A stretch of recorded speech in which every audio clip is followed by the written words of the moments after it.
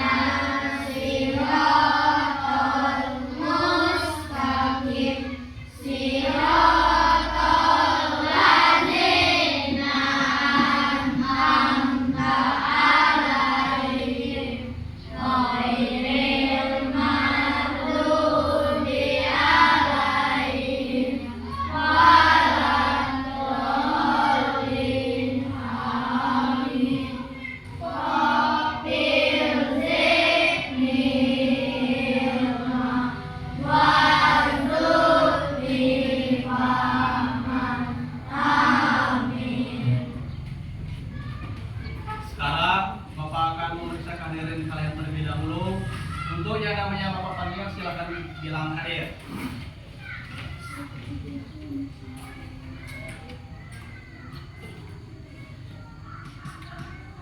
Marsha, Hadir Pak.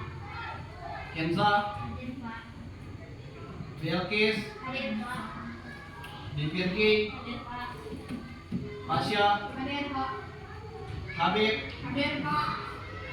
Jahran, Hadir Pak. Undan, Hadir Pak. Dilon, Hadir Pak. Jiko, Hadir Pak. Apip, Hadir Pak. Fauzan, Hadir Pak. Sapira, Hadir Pak. Amanda, Hadir Pak. Oci, Hadir Pak. Jubir. Hadir Pak. Jadi semuanya, masuk semuanya, tidak yang tidak hadir. Sekarang silakan periksa kerapian diri kalian masing-masing. Yang bajunya di luar silakan dimasukkan terlebih dahulu. Pastikan seragam kalian rapi. Baik, silakan siapkan alat tulis dan buku pelajaran kalian.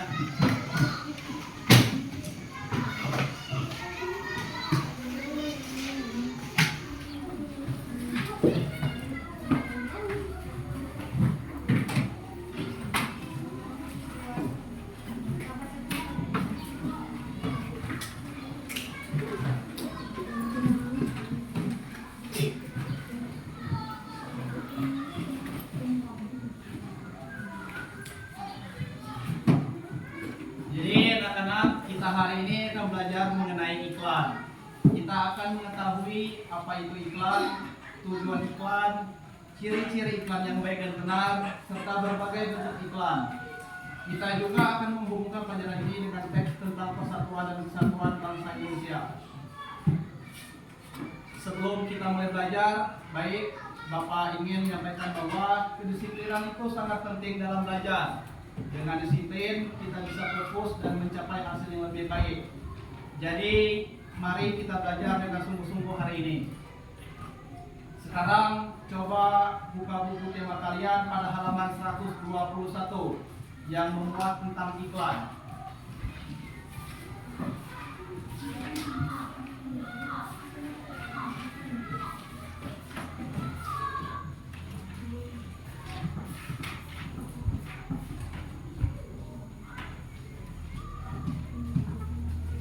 Amati baik-baik isi iklan tersebut.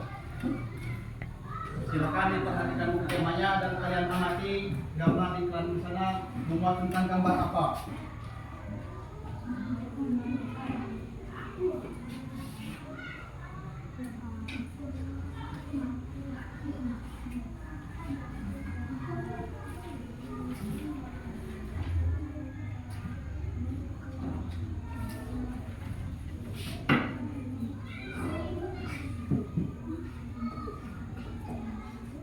Setelah kalian mengamati, sekarang perhatikan penjelasan Bapak. Iklan adalah sebuah informasi yang bertujuan untuk mendorong, membujuk atau memberikan pengaruh pada halayak ramai atau banyak orang agar tertarik pada barang atau jasa yang ditawarkan. Tujuan iklan. Tujuan iklan itu ada 5. Yang pertama, memberitahukan kepada halayak ramai tentang suatu produk jasa. Yang kedua, mempengaruhi halayak ramai tentang suatu produk jasa. Yang ketiga, menyarankan seseorang untuk membeli dan menggunakan suatu produk jasa yang diiklankan. Keempat, memberikan informasi tentang produk jasa.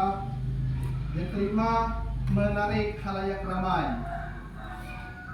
Ciri-ciri iklan yang baik dan benar itu ada 4. Yang pertama informatif, kedua komunikatif, yang ketiga bahasanya singkat dan padat, yang keempat menarik. Bentuk iklan pun bermacam-macam. Yang pertama ada iklan baris. Iklan baris yaitu iklan kecil atau singkat berisi penawaran informasi tentang sesuatu yang terdiri atas beberapa baris saja. Iklan baris disebut juga iklan mini. Terus yang kedua itu ada iklan kolom. Iklan kolom adalah iklan yang pemuatannya memakan beberapa bagian kolom dari halaman surat kabar. Untuk iklan baris memiliki ciri-ciri. Yang pertama, terdiri dari 2-3 baris saja. Informasi yang terkandung di dalamnya hanya informasi penting saja, ditulis secara singkat, padat, dan menjelas. Yang kedua, dikelompokkan sesuai dengan jenis barang atau jasa yang ditawarkan. Yang ketiga, berupa kalimat-kalimat pendek dan biasanya menggunakan singkatan-singkatan untuk menghemat tempat. Yang keempat, sebagian iklan baris dilengkapi dengan gambar kecil dan tidak berwarna. Untuk ciri-ciri iklan kolom, yang pertama terdiri atas ilustrasi, gambar, foto, bagan, dan kata-kata. Yang kedua, ukurannya lebih besar daripada iklan baris, bahkan ada yang penuh 1 halaman koran. Yang ketiga, berisi penawaran atau ajakan dan bukan untuk membeli produk barang yang ditawarkan. Bisa juga berupa iklan pribadi atau keluarga yang berisi, misalnya berita pernikahan, berita duka, atau ucapan terima kasih. Kalian bisa melihat ini ada contoh-contoh dari iklannya. Silakan dilihat di bukunya masing-masing.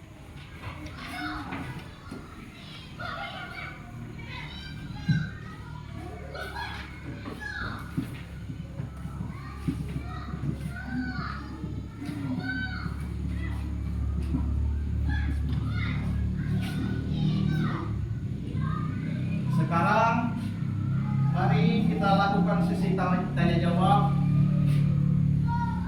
Siapa yang bisa menyebutkan salah satu ciri-ciri iklan yang baik? Dari Pirgi, jawab. Informatif, komunikatif, bahasanya singkat dan padat, menarik. Ya, benar sekali jawabannya. Jadi ciri-ciri iklan itu yang pertama ada informatif. Informatif artinya iklan yang harus memberikan informasi yang jelas benar dan lengkap mengenai produk, jasa atau hal yang diiklankan, sehingga konsumen memahami apa yang ditawarkan. Yang kedua itu komunikatif. Komunikatif, iklan harus mudah dipahami dan dapat menyampaikan pesan dengan jelas kepada halayak. Bahasa yang digunakan sesuai dengan target audiens. Terus yang ketiga, bahasanya singkat dan padat. Maksudnya di sini iklan sebaiknya tidak bertele-tele. Gunakan kata-kata yang efisien namun tetap mencakup pesan utama agar mudah diingat dan tidak membosankan.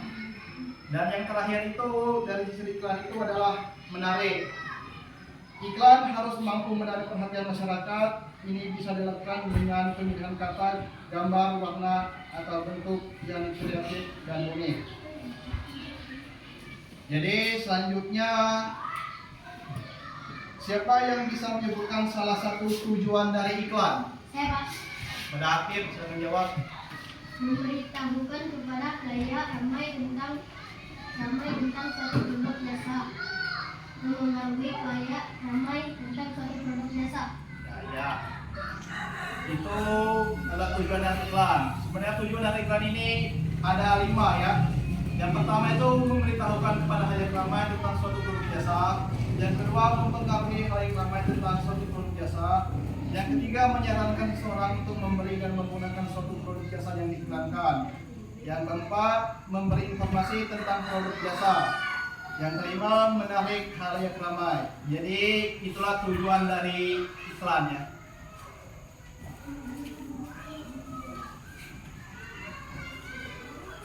Jadi itu yang berkaitan tentang materi iklan. Selanjutnya kita akan mempelajari tentang Persatuan dan Kesatuan Bangsa Indonesia. Coba buka buku halaman 143 tentang Persatuan dan Kesatuan Bangsa Indonesia.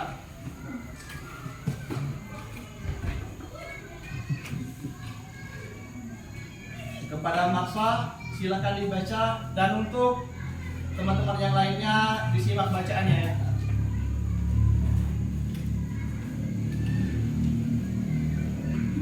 Persatuan dan kesatuan sudah seharusnya dijaga dan dipertahankan dari keberlanjutan pembangunan bangsa. Persatuan dan kesatuan sangat penting di lingkungan keluarga, sekolah, masyarakat, dan budaya. Indonesia adalah sebuah bangsa yang kaya dan ras, suku, dan budaya. Indonesia memiliki konteks persatuan bangsa. Persatuan memiliki makna bahwa apapun budaya ras ada dan sukunya, tidak ada yang dapat memisahkan dan membedakan persatuan yang telah terjadi. Beberapa sebab dan akibat yang dapat ditimbulkan karena tidak adanya persatuan dan kesatuan. Satu, di lingkungan keluarga terjadi pertengkaran di dalam keluarga. Apabila anggota keluarga selalu bertengkar dan tidak rukun, persatuan di dalam keluarga tidak akan terjadi. Setiap anggota keluarga harus rela mengorbankan kepentingan pribadi demi kepentingan keluarga. Pertengkaran yang terjadi di dalam sebuah keluarga karena adanya unsur keegoisan dan tidak mau mengalah satu sama lain. Kurangnya kerukunan di dalam keluarga. Sebuah keluarga seharusnya memiliki tujuan yang sama untuk diperjuangkan dan dicapai bersama. Ketika satu dengan lainnya memiliki perbedaan, maka ketidakrukunan bisa terjadi secara otomatis. Kurangnya keakraban di dalam keluarga. Keakraban dalam keluarga sangat penting. Akraban keluarga dapat menunjang persatuan dan kesatuan dalam keluarga. Ketidakakraban biasanya disebabkan karena kurangnya komunikasi antara anggota keluarga. Selain itu, pertengkaran yang selalu terjadi dalam sebuah keluarga juga menjadi penyebab kurang keakraban dalam keluarga. Selanjutnya kepada Jazal silakan dilanjutkan bacaannya. Di lingkungan sekolah, sombong dan tidak peduli dengan sesama teman. Rasa sombong timbul karena adanya rasa bangga pada diri sendiri. Rasa sombong dapat membuat kita terpisah dari teman di kelas. Rasa sombong juga membuat hubungan dengan teman sekolah menjadi renggang. Selain itu, rasa sombong juga dapat menjadikan kita orang yang tidak peduli terhadap sesama teman. Rasa sombong dan sikap tidak peduli menyebabkan tidak adanya persatuan dan kesatuan di kelas dan lingkungan sekolah. Membeda-bedakan teman. Persatuan berarti tidak membeda-bedakan suku, ras, dan agama. Tanpa adanya rasa persatuan dan kesatuan, seorang peserta didik dapat memilih-milih teman berdasarkan agama, suku, maupun ras. Hal ini bukan merupakan sikap terpuji dan justru bertentangan dengan Pancasila sila ketiga, mengolok-olok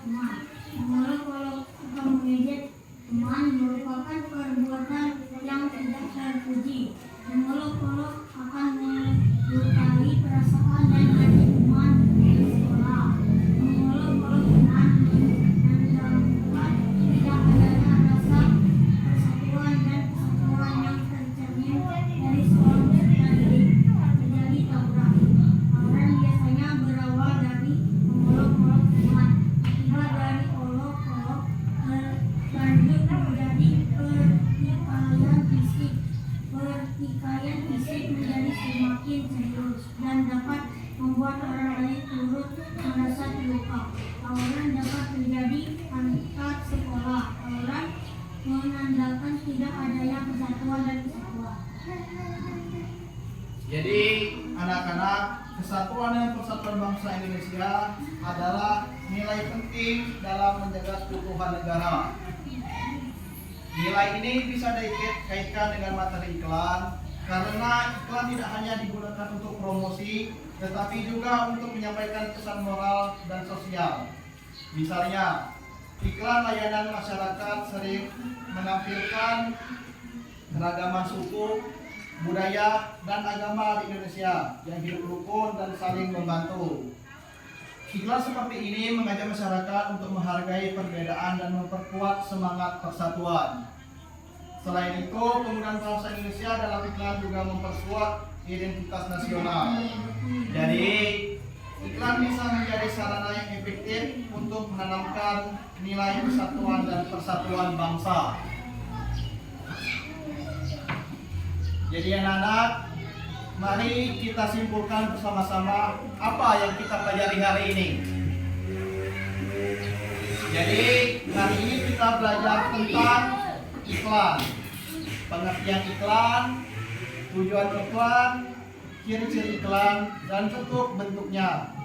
Kita juga mengaitkan materi iklan dengan nilai persatuan dalam teks kebangsaan. Pada pertemuan selanjutnya kita akan belajar tentang cara membuat iklan yang baik dan menarik.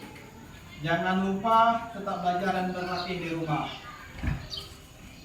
Ingat, kedisiplinan adalah kunci kesuksesan, jadi terus semangat belajar.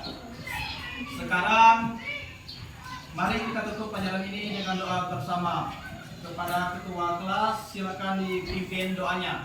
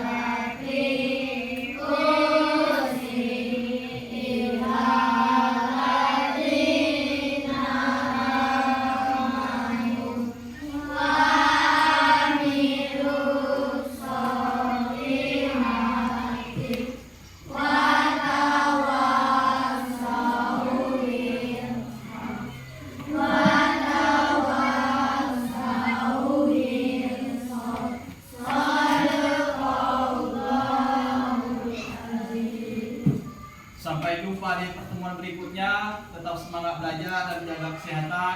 Wassalamualaikum warahmatullahi wabarakatuh.